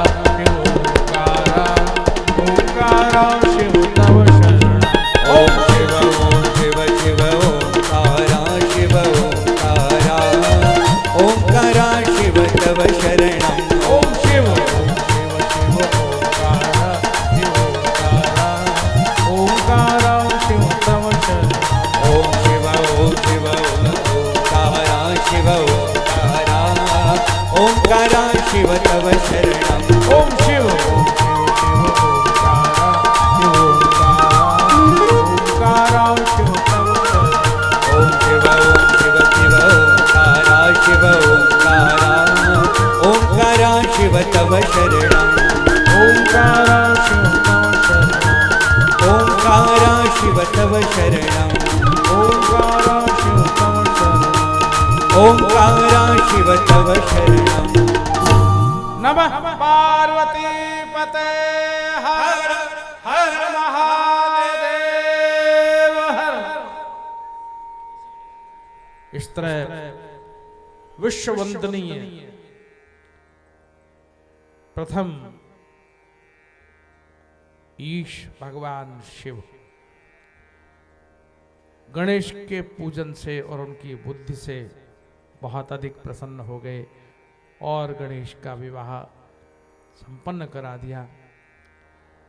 जहां सिद्धि बुद्धि होती है वहीं शुभ और लाभ होते हैं। एक बेटा क्षेम हुआ और एक बेटा लाभ हुआ। वो क्षेम को भी शुभ कह देते हैं। ये गणेश जी के परिवार सहित लोग अपने अपनी गद्दी पर लिख देते हैं। जो अब तो आधुनिक ऑफिसेज हो गए भाई, पहले तो गद्दी होती थी, अब गद्दी गायब हो गई, अब तो फर्नीचर लग गया, बढ़िया सेटअप हो गया। अब क्या है, जो व्यापारी की गद्दी होती थी, आज भी बहुत से हैं, अभी भी हैं, वो शंकर जी की गद्दी, उस पर उल्टा सीधा काम करना मना है। ताश खेलना, जुआ खेलना, ऊटपटांग काम करते रहे लोग, फिर कहते हैं मेरा व्यापार का नुकसान हो गया। तो ऐसी जगह व्यापारी की गद्दी उपासना का मंदिर है, वहां शंकर विराजमान रहते हैं। और जहां धन का स्थान होता है वहां पर स्वस्तिक का चिन्ह होता है और श्री गणेशाय नमः ये लिखा जाता है। और एक तरफ लिखा जाता है शुभ और दूसरी तरफ लिखा जाता है लाभ। ये शुभ ही क्षेम है। ये बेटे हैं भगवान गणेश के। तो पिता पत्नी सहित ये सबके सब विराजमान है। शंकर जी भी वहीं, उनका बेटे गणेश जी महाराज वहीं, गणेश जी महाराज की दोनों पत्नियां वहीं। और इस तरह से जगत का कार्य व्यवहार चलता हो तो जीवन में कभी कष्ट नहीं आता। थोड़ा बहुत हानि लाभ जीवन का भले ही चलता रहे, लेकिन जीवन के परम सुख जिसको शांति कहा जाता है वो भगवान शंकर की कृपा से ही किसी को प्राप्त हो सकती है। कार्तिकेय जी की भूमिका यह है कि उन्होंने तारक नाम के असुर को मारकर देवताओं को तारक के ताप से मुक्त कर दिया। तारकासुर का तो उद्धार हो गया, लेकिन अगर बीज बाकी बचा रहे तो उससे बहुत से पेड़ पैदा हो जाते हैं। भगवती भद्रकाली के समक्ष युद्ध में यही तो हुआ था रक्त बीज का, और यही तो वरदान था कि जितनी बूंदें रक्त की टपकती थी उतने ही रक्त बीज पैदा हो जाता। एक असुर मर जाए तो 1000 असुर पैदा हो जाते हैं। और इसीलिए तारक के वंश में एक तारक मरा और 3 तारक पैदा हो गए। आत्मा वही पुत्र उत्पन्न है इति वेदानुशासनम। पिता का आत्मा ही पुत्र के रूप में पैदा होता है। एक नहीं 3 पैदा हो गए। एक का नाम था तारकाक्ष, दूसरे का नाम था विद्युन्माली और तीसरे का नाम था कमलाक्ष। तीनों ही असुर हुए और भारी तपस्या करके ब्रह्मा जी के समक्ष अमरता का वरदान प्राप्त किया, हम अमर हो जाएं।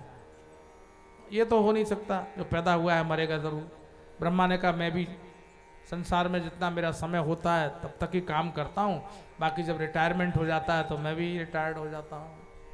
तो ऐसा तो हो नहीं सकता, तुम सीमा मांग लो या कुछ ऐसा मांग लो जिसको थोड़ा सा कहीं अवकाश हो कहने का कि भाई अमर तो आज तक कोई हुआ नहीं। तो कहा ठीक है, अगर आप देना चाहते हैं तो आप ये वरदान दीजिए कि हमें 3 ऐसे पुर प्राप्त हों, हम अलग अलग पुरों में रहें। पुर माने उपग्रह, आकाश में मनमाना घूमते रहें, चाहे जहां जाएं और चाहे जिस पर आक्रमण करें और फिर भाग कर चले जाएं। ऐसे हमको 3 पुर चाहिए। तो तीनों पुरों को मिलाकर के इन तीनों का नाम हो गया त्रिपुरासुर, त्रिपुर असुर। और उन्होंने ये मांगा कि भगवान ये बताइए कि हमको भगवान शिव के अलावा और कोई न मार सके, अगर ये संभव हो तो वरदान दे दिए। तो ये जानते थे कि शंकर जी को तो फुर्सत ही नहीं है, वो तो समाधि में डूबे रहते हैं, तो मारने की क्या फुर्सत मिलेगी उनको। और ब्रह्मा जी को कहने में कोई हर्ज नहीं होता, बूढ़े बाबा है, हाँ हाँ करते जाते हैं। तथास्तु कह दिया। ये मंत्र शिव को प्रसन्न करने का भगवान विष्णु ने दिया। शंकर जी को खुश करो और ये जाप करो तो शंकर जी प्रसन्न हो जाएंगे। ये मंत्र भी बहुत जबरदस्त है। ओम नमः शिवाय शुभम शुभम कुरु कुरु शिवाय नमः।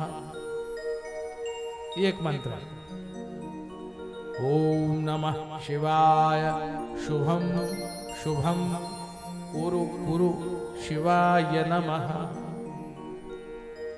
इस मंत्र के जपने का 1 करोड़ मंत्र जपने का विधान है। 1 करोड़। शिव को प्रसन्न किया, देवता व्याकुल हुए, तीनों के अत्याचार से दुखी हो गए। कहां जाए? शिव के तो ये तीनों भक्त थे, क्योंकि शिव जी से भी इन्होंने वरदान मांग लिया, ब्रह्मा जी को भी प्रसन्न कर लिया। जिसके पास शक्ति होती है वो शक्ति का यदि दुरुपयोग करने लगे तो समाज के लिए वो व्यक्ति दुखदायी होता है। सत्ता जब तक न मिले तब तक वो दीन बनकर द्वार द्वार घूमता है, और जब सत्ता मिल जाती है तो वो आंख दिखाता है और बाहर से चौकीदार भगा देता है उसे। साहब को समय नहीं है, साहब अब नहीं मिलेंगे, फिर आना परेशान। बोले इसीलिए इनको चुना था, इसीलिए इनको पहुंचा दिया वहां पर, और वहां पहुंचने के बाद फिर ये भूल जाते हैं और धरा पर आते हैं जब 5 वर्ष पूरे हो जाते हैं।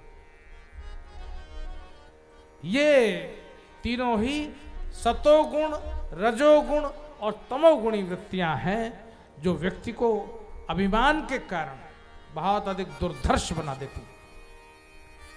जीतना कठिन होता है। भगवान शंकर ने तब सर्वलोकमय रथ का निर्माण करवाया। जाओ एक ऐसा रथ बनाओ जिसमें सारे देवताओं की शक्ति लगी हो।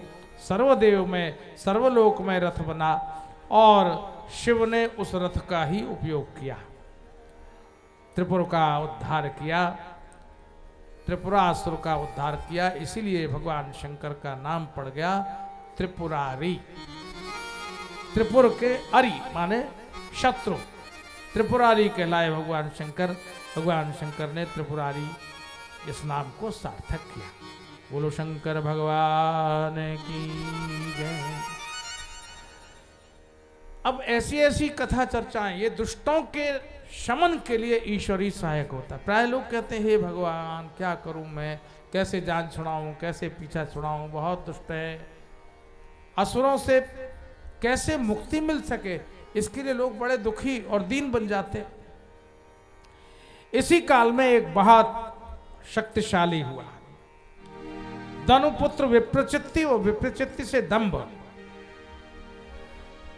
दंभ ने शुक्राचार्य से कृष्ण मंत्र पाया।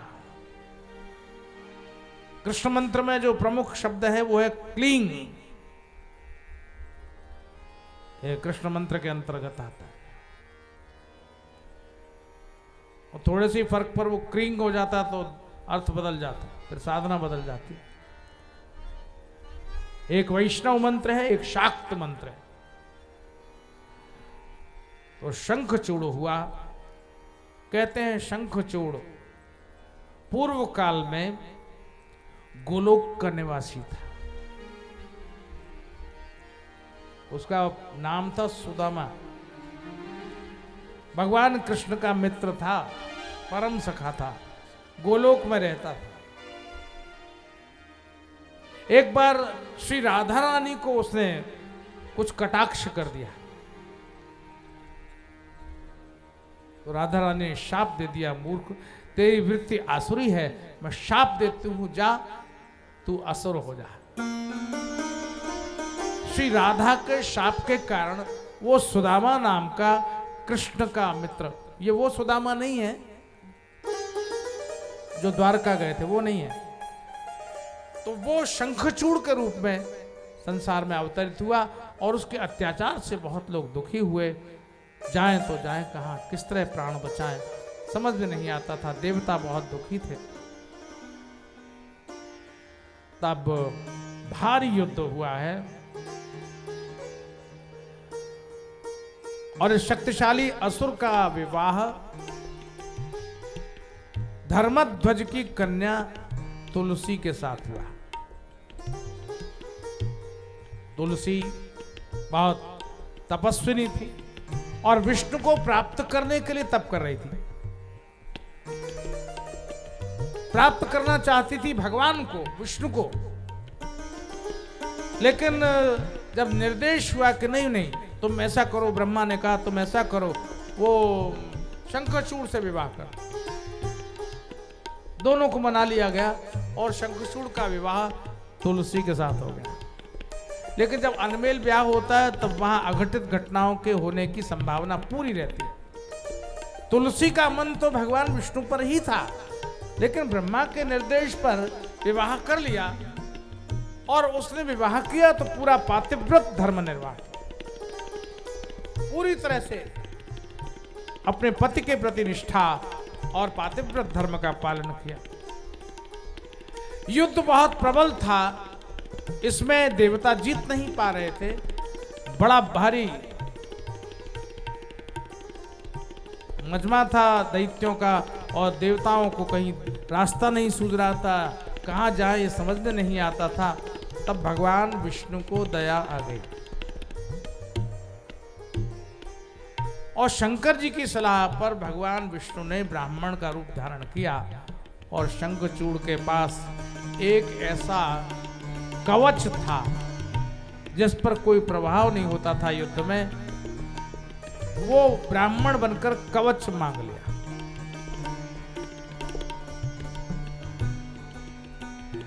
और बन गए, शंखचूड़ बन गए। शंखचूड़ का रूप धारण किए हुए इधर तो युद्ध चल रहा था, उधर भगवान विष्णु पहुंच गए तुलसी के पास और इस तरह से तुलसी का पातिव्रत धर्म नष्ट कर दिया। और रामायण में भी आता है कि छल करि टार्यु ता सुव्रत प्रभु सुर कारज कीन। भगवान ने छल करके तुलसी का पातिव्रत नष्ट किया और जब पातिव्रत नष्ट हो गया तब वो शंखचूड़ मारा गया, क्योंकि तुलसी के पातिव्रत शक्ति के कारण ही वो शंखचूड़ मर नहीं रहा था। बड़ी अजब कथा है, लेकिन ये सत्य कथा है। अगर उजाले की आड़ में अंधेरा पलता, अगर धर्म की आड़ में अधर्म पलता हो, अगर पुण्य की आड़ में पाप पलता हो, दिखने में वो सत्कर्म दिखता हो लेकिन लोग उसके पीछे असत्कर्म करते हो, दिखावे के लिए वो बड़ा भारी धर्म काम कर रहे हैं और उसके पीछे अधर्म का काम भी बड़ी तेजी से चल रहा है। बताइए, ऐसा धर्म ठीक है या गलत है? जिस धर्म के पीछे अधर्म होता हो, बहुत घंट घड़ियाल बज रहे हैं और पीछे क्या हो रहा है? दिखने में बड़े अच्छे हैं, बड़ा भजन कर रहे थे, लेकिन वास्तव में क्या है? कमर तस्बीह पढ़ते जा रहे थे सूये में खाना। कमर जलालाबादी एक बड़े अच्छे शायर हुए हैं, हाथ में तस्बीह थी, मैंने माला थी। कमर तस्बीह पढ़ते जा रहे थे सूये में खाना। तो कहा जनाब ये आप हाथ में माला लिए जा रहे हैं, कहाँ जा रहे हैं? बोले जा तो रहे वहीं जहां मधुशाला है। तो ये हाथ में माला क्यों ले ली? जब वहां जा रहे हैं, पीने पिलाने की जगह पर जा रहे हैं, तो माला क्यों ली हुई है? तो कमर ने कहा कमर तस्बीह पढ़ते जा रहे थे सूये में खाना। लोग देखें तो समझें ये बड़े अल्लाह वाले हैं, लोग समझें बड़े भारी भगत हैं। तो हाथ में माला है और जैसे ही वो जगह आ जाएगी वही माला छोड़ दूंगा, जेब में रख लूंगा और सीधे मधुशाला में घुस जाऊंगा। क्या ये ठीक है? धर्म की आड़ में अगर अधर्म पलता हो, पुण्य की आड़ में यदि पाप पलता हो, सत्कर्म की आड़ में यदि असत्कर्म होता हो, तो ऐसा सत्कर्म भी नष्ट कर दिया जाना चाहिए। शंखचूड़ नाम का जो असुर था, उसकी शक्ति तुलसी थी। और तुलसी इसलिए थी कि तुलसी का पातिव्रत धर्म ही शंखचूड़ को शक्ति प्रदान कर रहा था। और जब तक पातिव्रत धर्म रहता तब तक शंखचूड़ मारा नहीं जा सकता था और देवताओं को इसका कष्ट सहना ही पड़ता। तो क्या करें? भगवान शंकर बन गए शंखचूड़ और उन्होंने जाकर उसका पातिव्रत धर्म नष्ट कर दिया, क्योंकि लोहे से लोहा कटता है।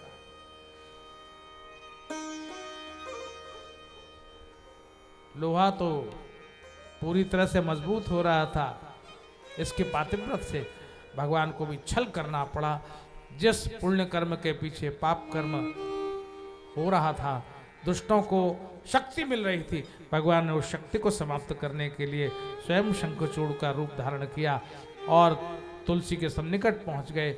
लेकिन बाद में तुलसी को जब मालूम पड़ा मेरे साथ छल हुआ है, इन्होंने मेरे पति का रूप धारण किया है और मेरे व्रत को नष्ट कर दिया, तो तुलसी ने शाप दे दिया। तो तुम नारायण हो, तुम विष्णु हो, तुम भगवान हो, तुम ईश्वर हो, तुम्हारा हृदय पत्थर का है, मैं शाप देती हूं, जाओ तुम पत्थर हो जाओ। भगवान ने कहा देखो तुम जब तपस्या कर रही थी तब तो तुम मेरे लिए कर रही थी, ये तो ब्याह तुम्हारा शंखचूड़ से हो गया, मुझे ही तो चाहती थी, तो तुम्हारे शाप को तो मैं अंगीकार करता हूं, मैं पत्थर बन जाऊंगा और तुम गंडकी नदी बनकर प्रवाहित होगी।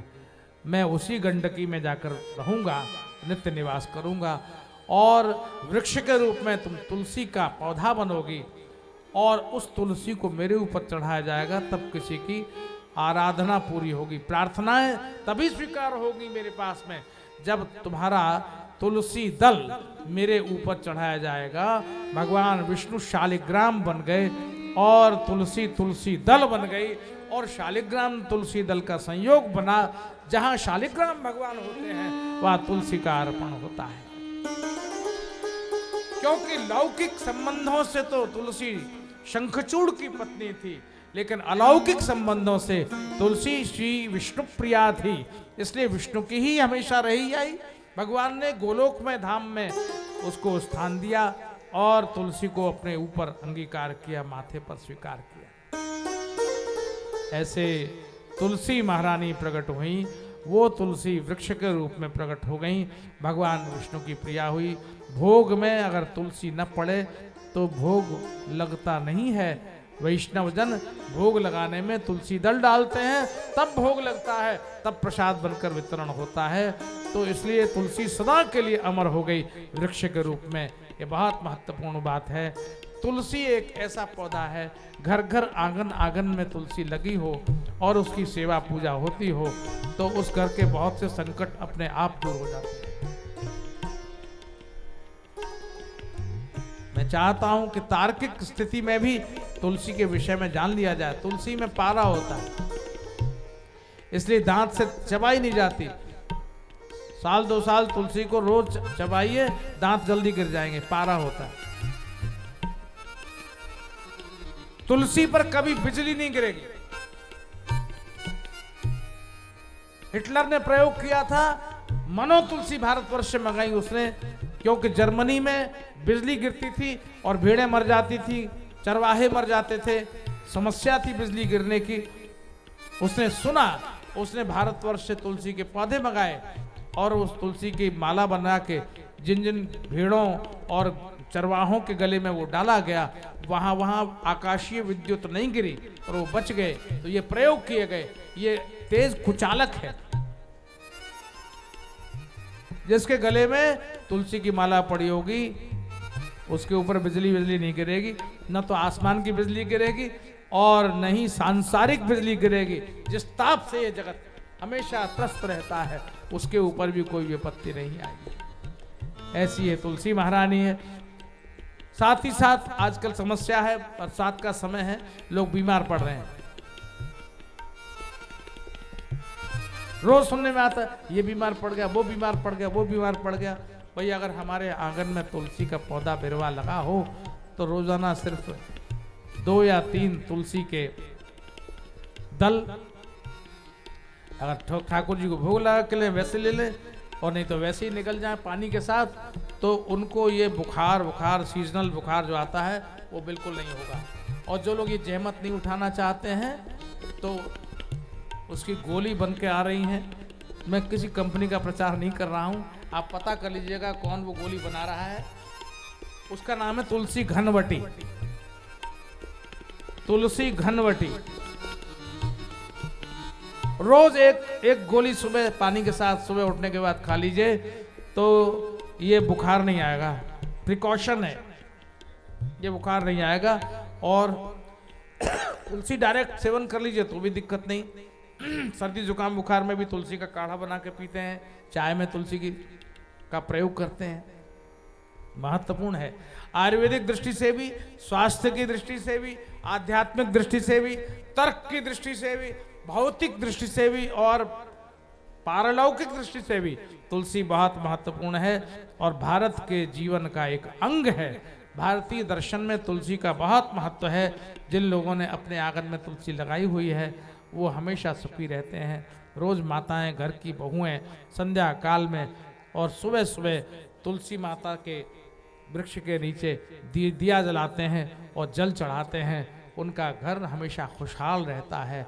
और माताएं प्रार्थना करती हैं, तुलसी महारानी नमो नमो, तुलसी महारानी, तुलसी महारानी नमो नमो, हरि की पटरानी नमो नमो, हरि की पटरानी नमो नमो, हरि की पटरानी नमो नमो, हरि की पटरानी नमो नमो, तुलसी महारानी नमो नमो, तुलसी महारानी नमो नमो, तुलसी महारानी नमो नमो, तुलसी महारानी नमो नमो।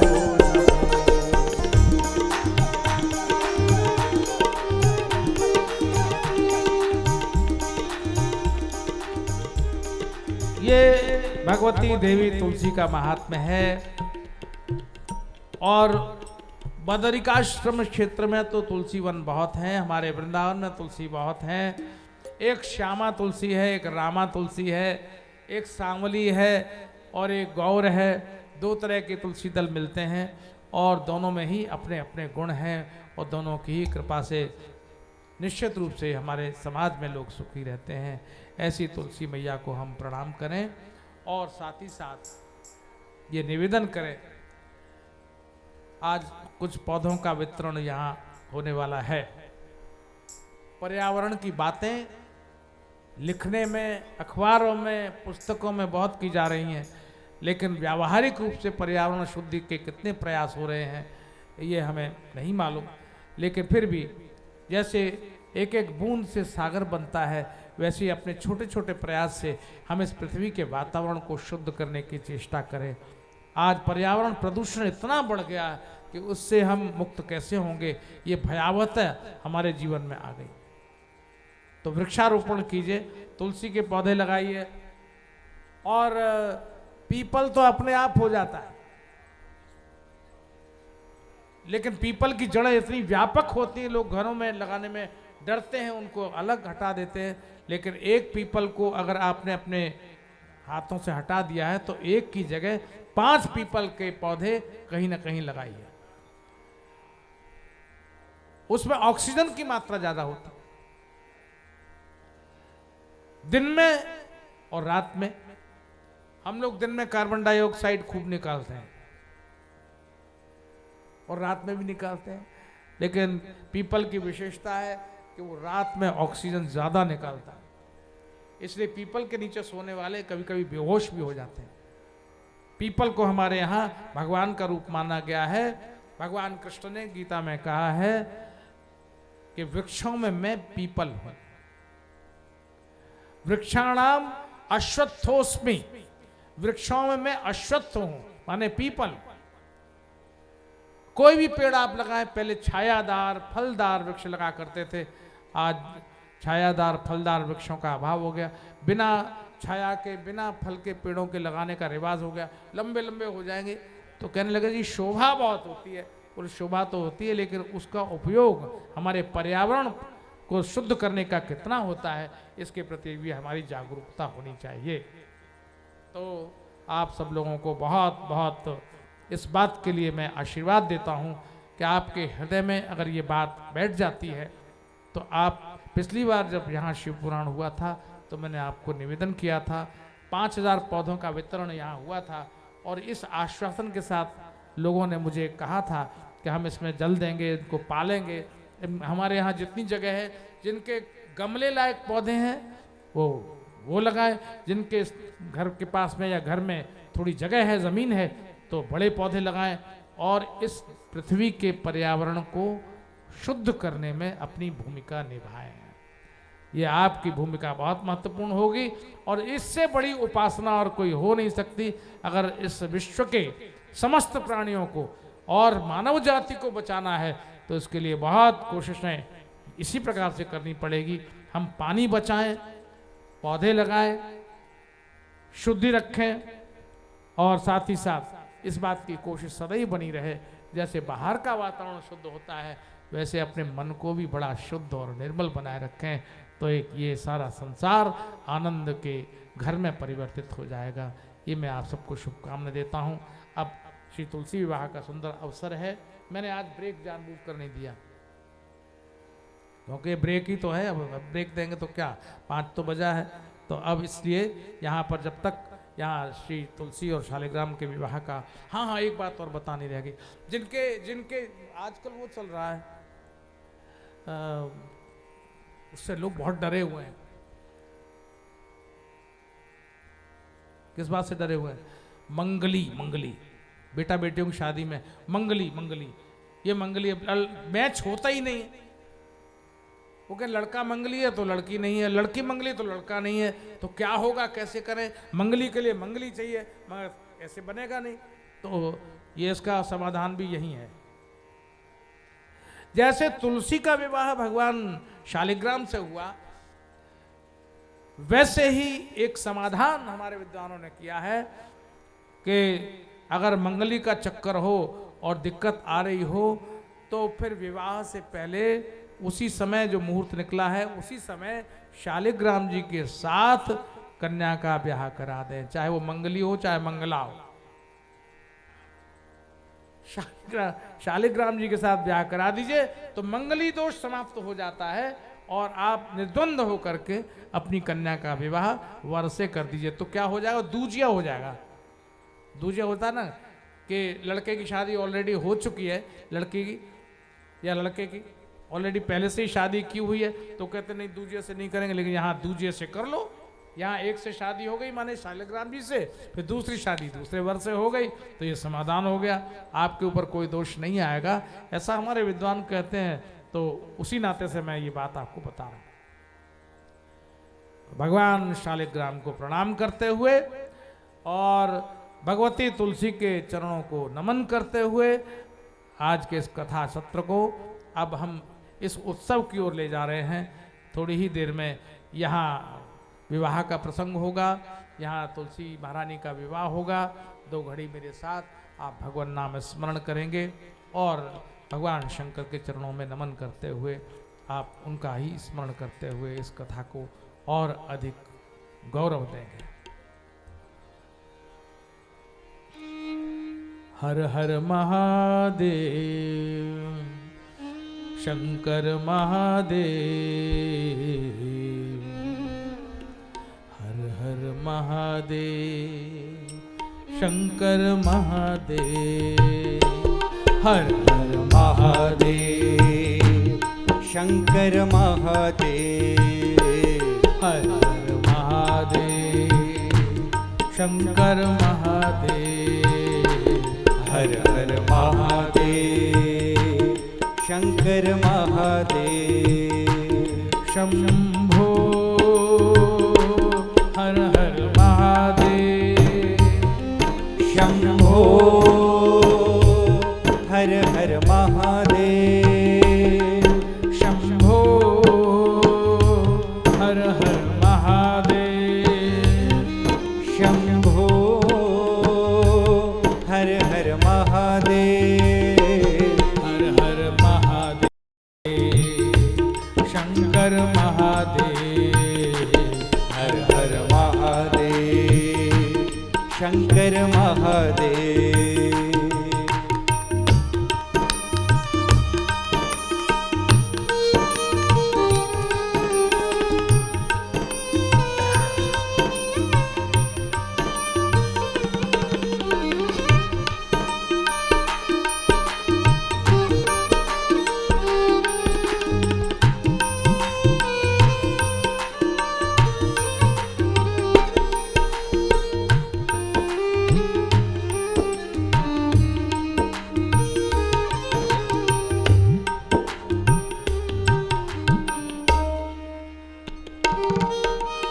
विश्वनाथ शंभो काशी विश्वनाथ शंभो, विश्वनाथ शंभो काशी विश्वनाथ शंभो, विश्वनाथ शंभो काशी विश्वनाथ शंभो, विश्वनाथ शंभो काशी विश्वनाथ शंभो, हर हर महादेव शंभो काशी विश्वनाथ शंभो, हर हर महादेव शंभो काशी विश्वनाथ शंभो, हर हर महादेव शंभो काशी विश्वनाथ शंभो, हर हर महादेव शंभो काशी विश्वनाथ शंभो।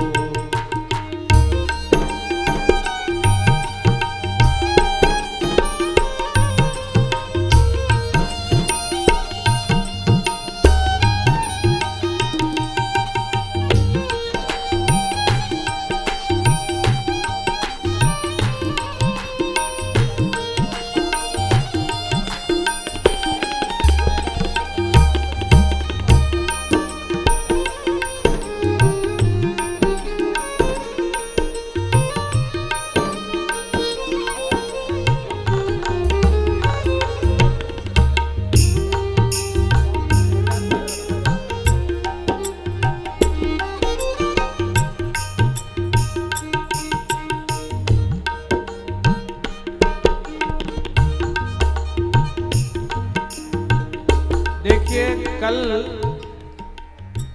पंडित जी ने मुहूर्त निकाला था 5 बजे का,